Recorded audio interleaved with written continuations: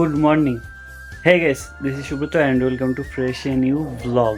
আজকে সরস্বতী পুজো। সরস্বতী পুজোয় উপোস ছিলাম না, পুজো প্রবণ কোনো কিছু করিনি, এবার করা হয়নি।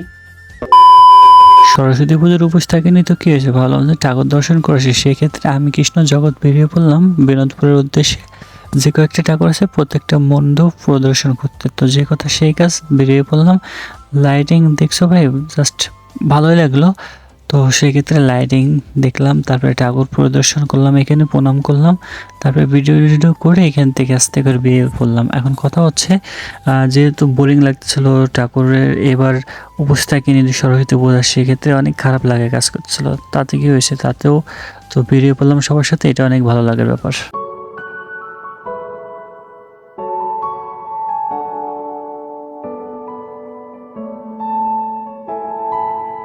এটা হচ্ছে নতুন হরিসভার পূজা মণ্ডপ। বাইরে থেকে অনেক সুন্দর, ভিতরে ডেকোরেশনটা ভালো করছে, প্রতিমাটাও ভালো হয়েছে।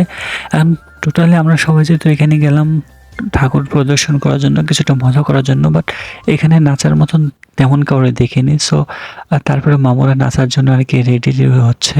তো এখন কথা হচ্ছে, ভিতরে ডেকোরেশনটাও মোটামুটি ভালোই করছে, লাইটিং ঠাকুর সব কিছু নিয়ে মোটামুটি ভালো হয়েছে।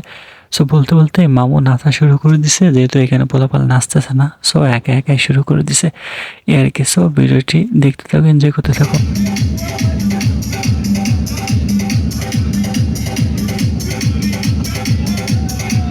তো গাইস দুঃখিত, কারণ হচ্ছে এখানে যে গানগুলো বাজতেছিল, গানগুলো সম্পূর্ণ তোমাদেরকে শোনাতে পারিনি, কারণ কপিরাইট ইস্যু আসতে পারে। শুধুই কষ্ট করে ভিডিও করে কপিরাইট আসলে সেটা খুবই কষ্ট লাগে।